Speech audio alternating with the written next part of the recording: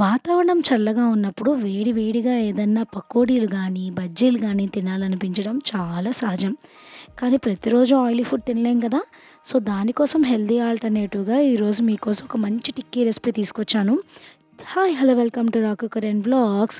చూడ్డానికి ఎంత సింపుల్‌గా ఉన్నాయి, చేయడానికి ఎంత సింపుల్‌గా ఉంటుంది అండ్ తినడానికి మాత్రం అద్దిరిపోతుంది. అదే రాజ్మా కట్లెట్. సో, దానికోసం మనము వెరీ బేసిక్ ఇంగ్రీడియెంట్స్ వాడుతున్నాము.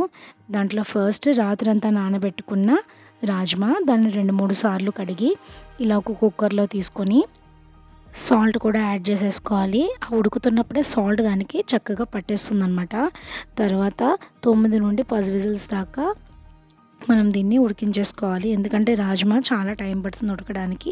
మామూలుగా అయితే ఉడికించడం కష్టమే. అందుకే కుక్కర్‌లో కనీసం 10 విజిల్స్ దాకా ఉడికించాలి. తర్వాత వేరే బాండీలో పక్కన నేను ఆలు పెట్టేసాను. ఒక 2 ఆలు చిన్న చిన్న ముక్కలుగా కట్ చేసి నీళ్ళలో ఉడికిస్తున్నాను. అంతలో నేను ఒక మిక్సీ జార్‌లో కొద్దిగా అటుకులు తీసుకొని ఇలా కోస్‌గా పౌడర్‌లా నేను గ్రైండ్ చేసేసుకున్నాను. మీ దగ్గర డ్రమ్స్ ఉంటే అవి కూడా యూస్ చేసుకోవచ్చు. సో, ఇక్కడ మనకి కుక్కర్‌లో రాజ్మా అండ్ ఇక్కడ బాండీలో ఆలు కూడా ఉడికిపోయాయి. ఇంకా మనము ఈ రాజ్మా చూస్తున్నాం కదా ఇక్కడ కూడా ఒకసారి చెక్ చేసుకోవాలి. ఒక్కొక్కసారి ఆ యొక్క వెరైటీని బట్టి రాజ్మా కూడా ఇంకా ఎక్కువ విజిల్స్ రావాల్సొస్తుంది. సో, ఒకసారి చెక్ చేసుకొని మీరు ఒకవేళ ఇంకా ఉడకలేదు, పచ్చిగా ఉన్నాయి, ఇంకా కొద్దిగా గట్టిగా ఉన్నాయి అనుకుంటే కనుక మీరు ఇంకొక 2 విజిల్స్ పెట్టేసుకున్నా కూడా ఏం ప్రాబ్లమ్ ఉండదు. తర్వాత ఇక్కడ ఆలు కూడా నేను పీల్ చేసేసుకొని ఒక బౌల్‌లో ఆలు అండ్ ఉడకపెట్టిన రాజ్మా 2 వేసేస్తున్నాను. దాంట్లోనే కొంచెం ధనియా పౌడర్, జీరా పౌడర్ అండ్ కొద్దిగా గరం మసాలా ఒకదాని వెనకాల ఒకటి వేసేసుకుంటున్నాను. ఇక్కడ మీరైతే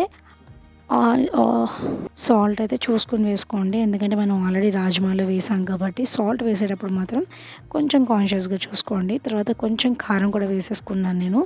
మీకు కావాలనుకుంటే పచ్చిమిరపకాయలు కూడా కట్ చేసి వేసేసుకోవచ్చు. ఇది మా పాప కోసం చేస్తున్నాను కాబట్టి నేను ఇందులో పచ్చిమిరపకాయలు వాడలేదు. జస్ట్ కొద్దిగా కారం వేసాను అండ్ కొంచెం పసుపు కూడా వేసేసాను. సో, వీటిని మరీ మెత్తగా చేత్తో మెదిపేసి మ్యాష్ చేయకుండా ఒక పప్పు గుత్తితో కానీ లేదా ఏదైనా ఒక గరిటెతో కానీ ఇలా జస్ట్ రాజ్మా గింజలు పూర్తిగా నలిగిపోకుండా కచ్చాపచ్చాగా ఉండేలా ఇలా మనము మెదిపేసుకోవాలి. తర్వాత ఇక్కడ మనం ముందే ఆల్రెడీ గ్రైండ్ చేసి పెట్టుకున్నాం కదా అటుకుల పౌడర్, అది కూడా వేసేసుకోవాలి. ఇది ఎందుకంటే బైండింగ్ కోసం, ఇంకా మనకి స్టిఫ్గా కూడా ఉంటుందన్నమాట కట్లెట్. బ్రెడ్ క్రమ్స్ కూడా యూస్ చేసుకోవచ్చు మీకు కావాలంటే. సో, ఇక్కడ ఒక పెనం పెట్టేసుకొని మనము ఈ టిక్కీలన్నింటినీ చేసాం కదా, వీటిని ఎలా చేసానో కూడా చూపిస్తాను. ఫస్ట్ ఇలా ఒక ముద్ద తీసేసుకోవాలి. మీకు నచ్చిన షేప్లో అయితే చేసుకోవచ్చు. కుకీ కట్టర్ ఉంటే కుకీ కట్టర్లో కూడా పిల్లలకి నచ్చిన షేప్స్లో అయితే మీరు కట్ చేసి ఇవ్వచ్చు. నేనైతే ఇక్కడ బేసిక్‌గా ఎలా అయితే టిక్కీస్ మనం చేస్తామో అదే ప్రాసెస్‌లో చేసేస్తున్నాను.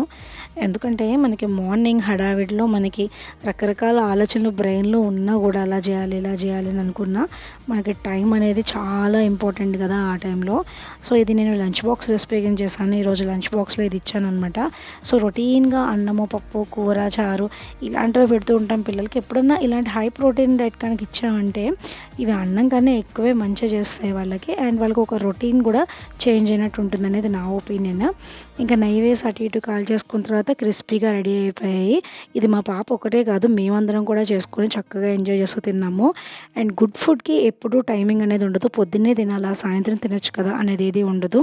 సో, దాని క్వాంటిటీ మీరు చెక్ చేసుకొని చేసుకోవడమే. మీరు కూడా చేసి ఎలా వచ్చిందో నాకు కామెంట్ సెక్షన్‌లో తెలియజేయండి.